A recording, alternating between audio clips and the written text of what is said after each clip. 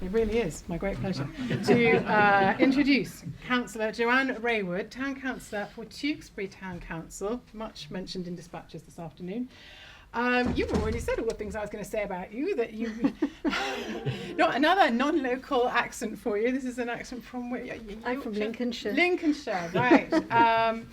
Retired design teacher, but originally you worked in a architect's practice, didn't you? Yes, looking at public buildings and renovation works and so on. But in retirement has become a town councillor with Tewkesbury. Again, someone we came across at the event in Tewkesbury this time a year ago, and we were really interested to hear what you knew about the Severn Ham, which is a natural flood defence just to the west of Tewkesbury, a huge area of land that soaks up, I think you said something about 22 Olympic-sized swimming pools can be soaked up by that, thereby, you know, the first line of defence really for Tewkesbury. It's now a site of special scientific interest, and it's owned and managed by the town council.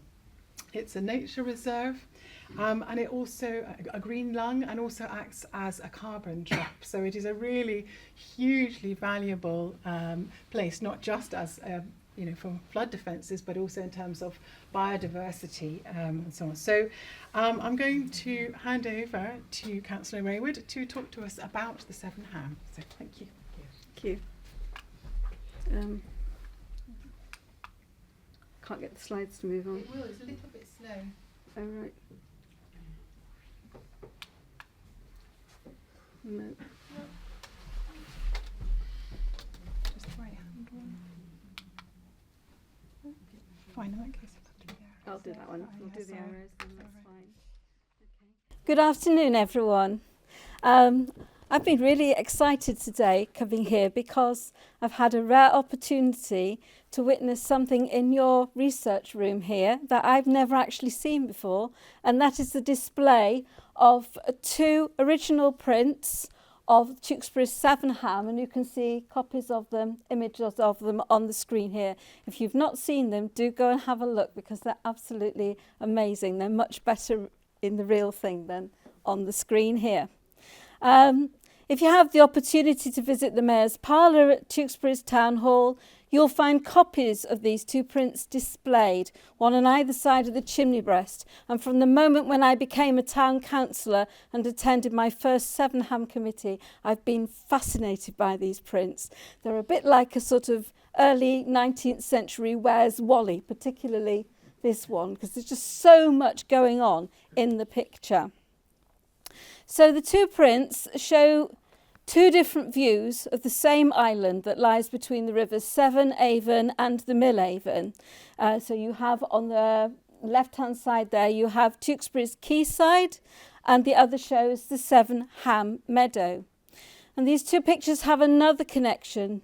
Not only are they about the same island, but they're also about the same event.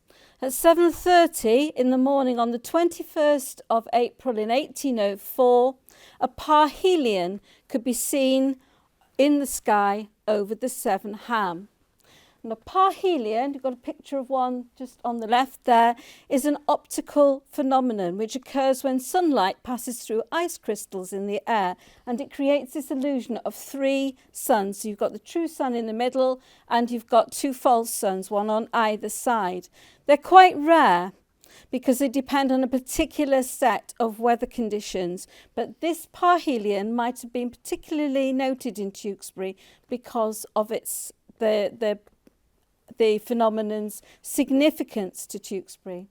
So back in May 1471, Tewkesbury was the scene of a victory in battle between the Yorkists and the Lancastrians. So the 3 sons of York, Richard, Duke of Gloucester, George, Duke of Clarence, who later became the Lord of the Manor of Tewkesbury, and Edward, King of England. Edward's badge was the sun in splendour, and it was inspired, so the story goes, by the appearance of a parhelion just prior to the Battle of Mortimer's Cross. His soldiers were alarmed to see 3 suns in the sky, but Edward said, no, this is like the 3 sons of York, and he interpreted the phenomenon as an auspicious sign of impending victory. and he won. An image of that splendid sun can be seen in loads of places in Tewkesbury, but at the left-hand side there, you can see it high in the ceiling above the choir in Tewkesbury Abbey. You can see it on the mayor's chain, that's the town mayor's chain, which I had the pleasure to wear in 2021. And you can also see it all around the town during the summer when we have all the banners out and when we have the battle reenactments. It's clearly an important symbol for Tewkesbury and it appeared, and we saw the inspiration for it over the Ham in 1804. The annotations beneath our two pictures explain that the images in the sky have been added to existing prints. And that's quite obvious when you look at this meadow print here, because we know the parhelion happened in April, but these shadows that are cast on the ground are far too strong and they're in the wrong direction to have been cast by an early morning April sun. Plus, over in the left-hand side, you can see a full hayrick. You wouldn't find a full hayrick in April. And the annotation at the bottom of the print tells you that it's a day or two before the races, which used to happen in August. So clearly this print is from August time. Alongside the Mill Avon, which is a bit hard to see in the photograph, you see it better in the prints actually, you'll find the gazebo, which is now the Riverside Cafe, which was built in around the year 1800. And right over towards the left-hand side, you can see the turret above the town hall, which was built in 1781. So we're getting an idea of roughly when this print was created. Did the observer who added the sky to these prints feel there was something auspicious about the appearance of a parhelion that day? Well, we can't know, but we can, with the benefit of hindsight, consider whether this event marked a turning point in the history of the Severn Ham. Here in the meadow picture, we can see many different people using the ham. So we've got farmers, herdsmen, wagon drivers, people who are involved in preparing for the races. We've got people just taking exercise. This lady up there, she's got quite a high waistline on her dress. So that suggests she was quite wealthy, could wear the latest fashions. But there are plenty of people who haven't kept old ladies who have not caught up. So I think, taking all the clues into consideration, we have a print that shows a busy August day on the Severn Ham, either in 1802 or in 1803. And I think that was probably during the time of its greatest economic and social activity ever. If you look at the Severn Ham nowadays, it never looks as busy as this. At the moment, it's just covered in water. Here we can see the town quay. So this is right at the northeastern end of the Severn Ham. And it's close to where the rivers Severn and Avon meet. So right at the top, just slightly to the left of the quay, you can see a confluence of rivers, and that's where the Old Avon and the Severn actually do meet. Tewkesbury's quayside was an important source of revenue for the Old Borough Corporation. A toll was payable for every instance of loading and unloading at the quayside. And if you look at the picture, you can see that the level of the water in the Mill Avon there is much higher than it is in the Old Avon. So if you have a cargo that you're wanting to get further upstream, you've got to unload it here and then you've got to take it by cart to another boat on the higher watercourse. So everything had to be unloaded, and that actually provided a lot of money for the town council because each loading or unloading incurred a fee. In 1636, William Waterworks Sandys actually improved the navigation of the Avon, and he built a pound lock between the Avon and the Mill Avon, which is there. Fragments of that lock still exist today, and it's underneath all the concrete now. But it's the only lock in England that's still in operation that links a canal to a river. After that lock was built, you didn't have to unload your boat onto a cart and take things to the other river. So the town council lost something like half its revenue in one fell swoop. But the quay remained a very busy inland port. It was a creek of the port of Gloucester. In the early 1800s, the Severn was the best route for getting goods up into the Midlands and the north and beyond from Bristol, to which goods came from all over the world. But from 1835 onwards, there were improvements made at the docks at Gloucester, and there was the development of first the canals and the railways, and that led to a decline in the amount of traffic coming up to Tewkesbury. But we still had grain barges coming up until 2006 when Healing's Mill closed. In the quayside picture, there are landmarks which are still recognisable today. So we can see here King John's Bridge, which makes its way where the road makes its way over towards the Mythe. And there's a pale building here, which I think is this one here. So they bricked up the front door that faced onto the river, and they've remodelled the top part of the building, but the position's right. And they've increased the height of the road here, so that's to protect the town from flooding, although it can flood along there. And also they've reduced, there was like a sloping bank to the Millhaven, and they've taken that out, and I think that's probably to accommodate larger boats. This part of land here is known as the Pale Pill. It was bought by John Moore in 1827, and he replaced the old water mill by building a steam-powered mill here, which he sold to Rice and Company. In the 1860s, Samuel Healing purchased the mill, and he built his own much larger steam mill here in 1865. And then he extended his business southwards onto this area, which we know as Knave's Acre. And that now covers the whole of the site, which we know as Healing's Mill today. We can also see that during the latter half of the 19th century, there was a railway, which actually linked to the railway station in the High Street. So this site at that time, in the mid-1800s and onwards, became a site of very, very busy economic activity, but completely different activity from that which you would have seen prior to 1804. And no doubt the old elderly people who lived in the cottages here were shaking their heads at the speed of change. Yes, something's happened there, hasn't it? Did I touch it by mistake? Sorry. Right. So in our picture here, we've got some elegant people who are going for a walk on the Ham. And they seem to have come through Knave's Acre to get onto the meadow. So they would have crossed... Oops, what have I done now? Oh, there we are. So they would have crossed the river by the Millhaven by the Quay Bridge. And then they would have walked through Knave's Acre to get to the meadow.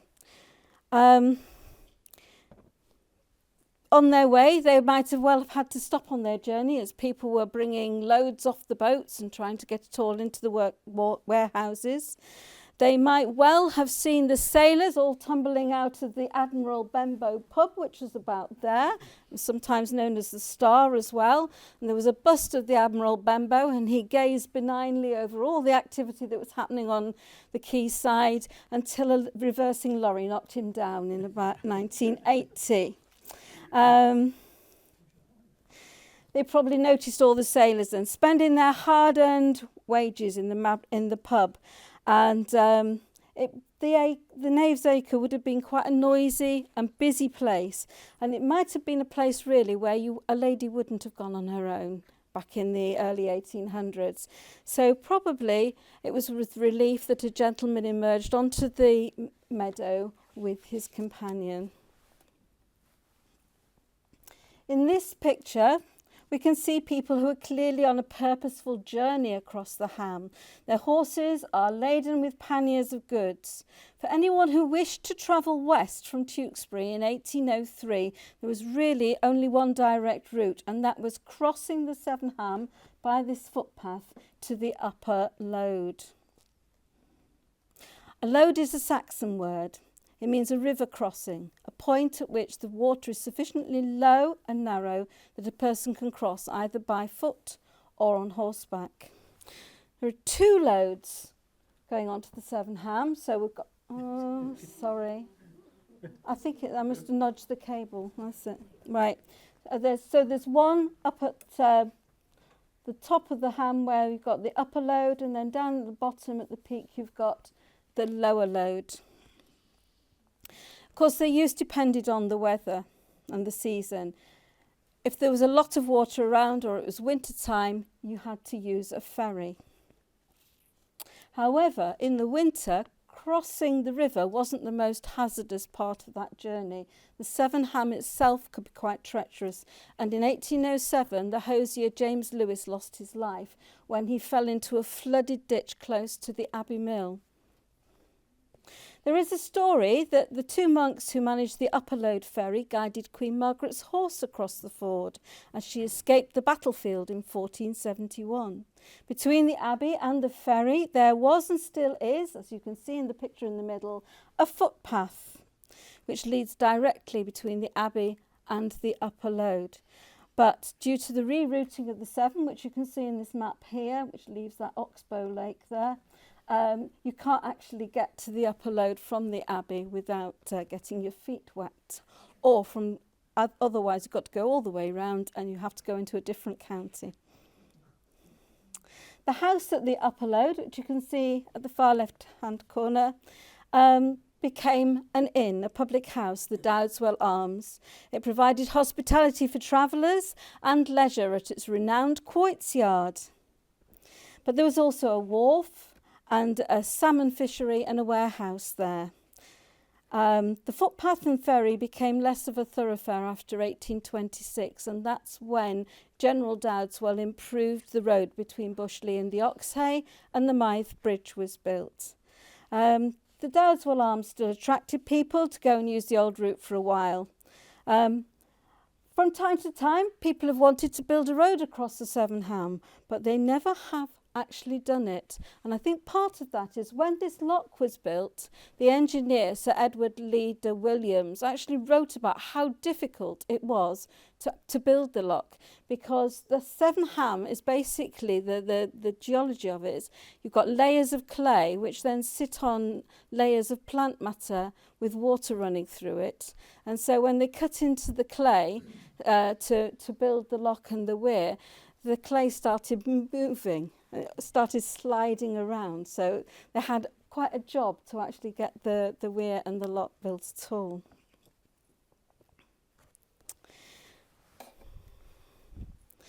The annotation below the meadow picture says that the races were due to be held within a couple of days. And here we can see preparations in full swing. So there was like a 2-mile long circular circuit which went round, and it's being marked out in this picture. And over here there's some kind of temporary grandstand being built. A wooden grandstand was brought over on a horse and cart from Epsom every year. These races must have been commercially very successful in order to afford to do that. It was the forerunner of the National Hunt Festival that takes place in Cheltenham every year. And the Tewkesbury races were already an important feature of the horse racing calendar by the time the Prince of Wales visited in 1721. Unlike at Cheltenham today, the course was flat, but sometimes they did put up hurdles. Races were run in heats, so you didn't have all the horses running at the same time. You ran 2 horses at a time, that's all. The course itself here at Tewkesbury wasn't permanent, and it wasn't particularly well defined. And it was known for spectators to get on their horses and gallop after the racers so that they could see who won. So you can imagine it was altogether more chaotic than it is today. And although this is just before the races, you can see some people practicing. So you get an idea of the chaos, really. But not everybody's going in the same way. And I don't know what he's up to at all. I don't know where he's going. Maybe he's escaping a creditor or something, who'd say. By the end of the 18th century, things had become better organised. A lot of money was spent here, and there were prizes, things like a fox's head. What would you do with a fox's head? Actually, we know there was a lot of money spent there, and that's been evidenced that when we did recently, we had the water pipes renewed across the Ham.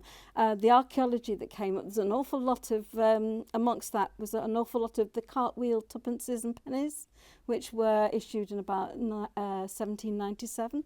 So we've got quite a lot from there. They would have been spent, I think, at the races. The races were good for trade in the town, so the racegoers enjoyed lavish banquets in the evenings and balls in the town hall. But not everyone was in favour of them. And from the late 1700 onwards, there were people who were campaigning to have them stopped. Sometimes the weather got in the way as well, such as in 1829 when the Ham was flooded. But it must have been exciting to see thousands of racegoers, rich and poor, gathering on the Ham to see the sport. Not all visitors were there, though, to enjoy the races. On race days, the Ham was a pickpocket's paradise. The association with petty crimes and gambling fuelled the arguments of those who opposed the races, one of whom was the Reverend Francis Close of Cheltenham. In 1844, a pamphlet was distributed saying that the town, this is shocking, saying that the town was disgraced by scenes of the most defiling and degrading description, with hundreds of undesirable characters let loose upon the population to pollute and plunder them.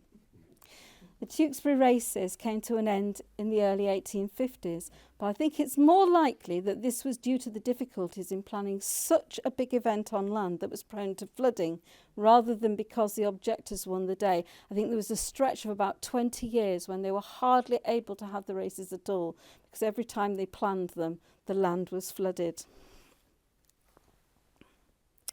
Despite all the human activity on the Ham, there were many animals grazing. The Ham has always been grazing land. Ham is a Saxon word, and it means a water meadow that lies within the meander of a river. This land being flat and low-lying, regular flooding has fed its soil with nutrient-rich silts in order to create lush pasture for grazing animals. The cutting of the Millhaven in the early 12th century made the Severn Ham attractive in another way because it's practically an island, so it's very difficult for predators to access. In medieval times, it was very valuable land, and no wonder it formed part of the holdings of the Manor of Tewkesbury. Prior to the Tudor era, it was owned by some of the greatest aristocrats in England, including Robert Fitzhamon, who received it as a reward for his loyalty to King William II. His son-in-law, Robert Earl of Gloucester, granted a charter of privileges to the citizens of Tewkesbury, which included the right to graze animals on the Severn Ham. That right was later confirmed in the roll of charter that was created in 1314, and it still exists to this day. So each year, the hay was cut in July, and the citizens moved their animals on to graze the aftermath. From time to time, and especially frequently and dramatically during the late 1700s, the river would rise and inundate the land.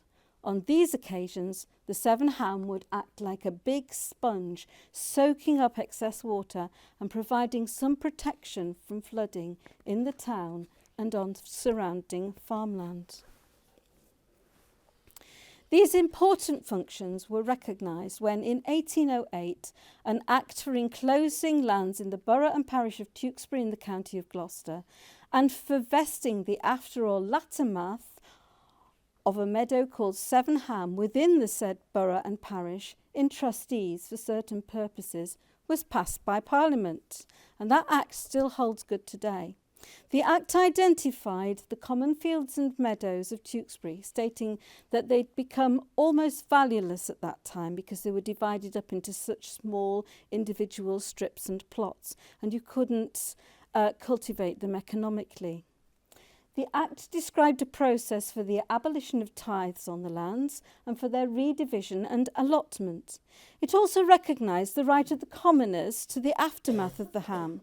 So between the 12th of July and the 12th of February each year, the growing grass was the property of the commoners, and the trustees of the commoners would divide the rents and profits from that grass amongst them. The Act was very clear.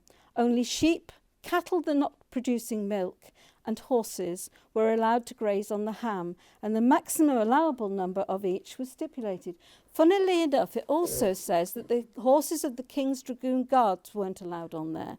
I've never quite known why that was, but later there was some unrest in Tewkesbury when the stocking knitting industry was suffering, and they did actually then bring the dragoons and billeted them in Tewkesbury. So whether it was because they thought that they would deplete the ham, I don't know.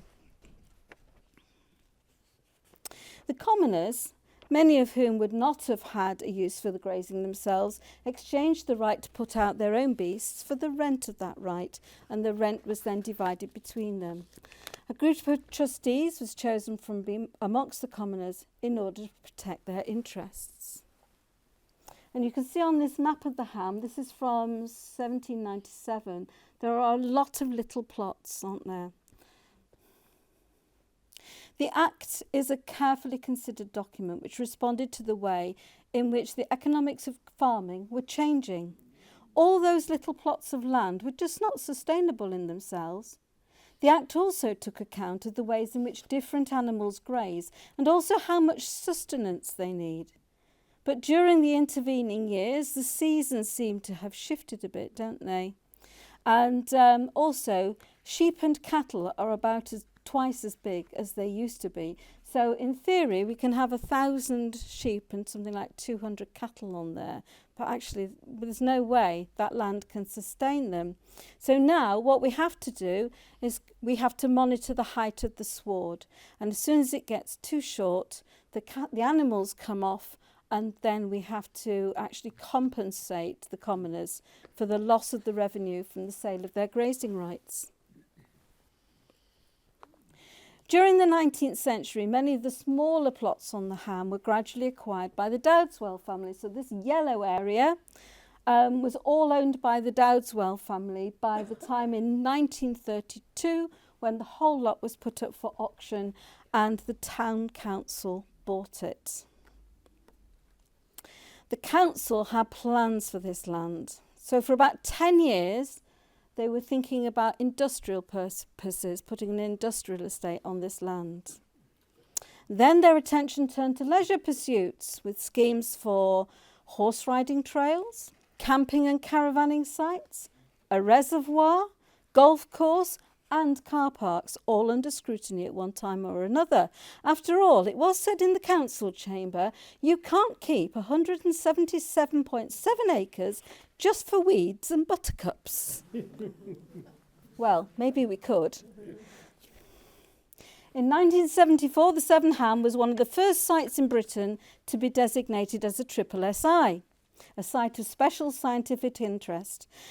The reason being that amongst those weeds and buttercups grew two rare species of plants, the narrow-leafed water dropwort and the great dodder.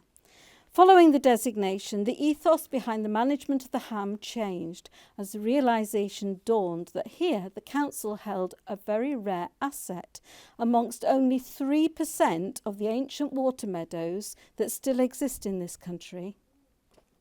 From that time, the focus shifted from exploiting the land to preserving and enhancing what we have, advised by Natural England and supported by the Countryside Stewardship Scheme. In the process, the Town Council has learned a good deal about how vital and how fragile this land is, the jewel in its crown. It has meant that the range of activities available to the public on the ham has become narrower, which I think some people in the town regret. It's unlikely that ever again the commoners will be asked to lease the aftermath for a few weeks in order to hold a race meeting, or a regatta, or play football, or even land aircraft there. But the ham will be called upon to provide a range of arguably more important services for the people of Tewkesbury. As our local roads become busier with traffic, the ham provides us with a green lung, and it helps to protect and improve air quality in the town.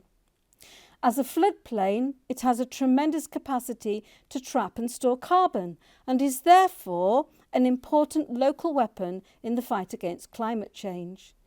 It supports our economy by encouraging visitors to linger in the town. It carries major infrastructure, providing clean, potable water to over 500,000 homes. In addition, its capacity to absorb and hold water enables it to play a key role in defending Tewkesbury against flooding. It helps us to keep healthy in mind and body as we stroll along its footpaths, breathe in its fresh air, relax to the soothing sound of the water rushing over the weir, and marvel at its big skies and its sunsets. And it provides important habitats for a growing number of endangered species such as the curlew. So the Severn Ham is still a very busy water meadow, but we have to evaluate its activity in a different way. This has become especially urgent during recent years. Many of you will be aware of the large water pipes that cross the site. And you'll know that from time to time there have been spectacular pipe bursts. Bringing a construction plant onto the site to mend the pipes causes compaction of the land. The pouring of gallons of chlorinated water makes it damper than it should be, and all of that deters the growth of good meadow plants and encourages the growth of docks. Increasingly frequent floods deluge the land with herbicides and fertilisers, and that exacerbates the problem, and the result is a poor hay harvest. Indeed, one farmer who looked at the site last summer remarked that it was the best crop of docks he'd ever seen. Consequently, we lost money on the harvest last year. In addition, when the land is flooded, we can't graze the animals on there, and then we have to compensate the commoners for the loss of their rights. On the 29th of September 2022, members of the Tewkesbury Town Council's Severn Ham Committee voted to approve a vision and implementation plan.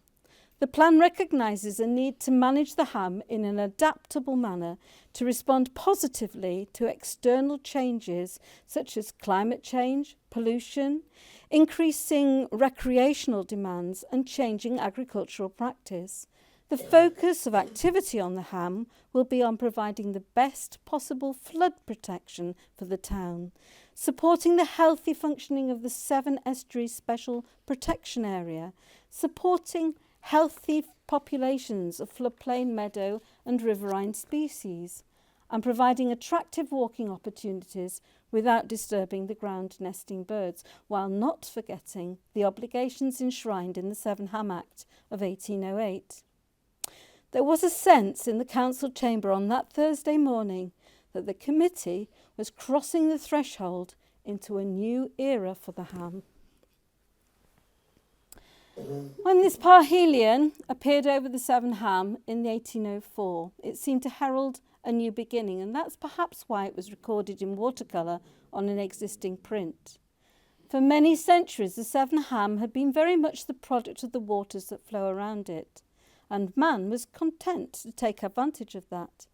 But the 19th and 20th centuries saw a series of initiatives by men to manage the land and exploit it, both agriculturally and commercially. In 1804, the ham was about to experience significant upheaval, after which it seemed it would never be the same again. But in the process, we've learned a great deal about it, and we've learned to value it in a much broader sense than before. Just as on the morning prior to the Battle of Mortimer's Cross, when the parhelion appeared over the ham, it presaged battles ahead. And these would leave scars that can clearly be seen in aerial photographs. The most obvious scar, of course, is the one up at the top left-hand part of the picture, where you can see where the lock and the weir were created. Other scars are the path taken by the public utilities, and in this picture here you can see the haul road that was built when the water pipes were reinstated, when they put the new water pipes in. That land is now trying to heal from having had that haul road on there. But we've also got other utilities running across there. We've got an oil pipeline, we've got electricity running across there. But also the other scars we have are the paths trodden by people over many, many centuries. And even on the 2018 photograph, you can see the scars of the ditches. There's a crisscross pattern of ditches that were dug in at the beginning of the Second World War, because they were worried that Germans might land aircraft on there. And those ditches were filled in 1949, but you can still see them from an aerial photograph. A new scar is likely to appear soon, because up at the weir, at the upper load, there are plans afoot at the moment to build a new fish path. That will require a new haul road going across the sort of northern edge of the Ham, and that will involve cutting away at some of the scrubland at the edge of the Ham. But even with those scars, the Ham survives to enhance and protect our lovely town and to provide an important amenity to its citizens. It has been described as the jewel in the town council's crown, and who, while viewing it on a crisp golden morning, could disagree? If the town council can realise its vision, those scars will be fully healed and the land will return to doing that which it does best. Will the town council be able to realise its vision? Well, perhaps we should look to the skies for our answer. Thank you very much.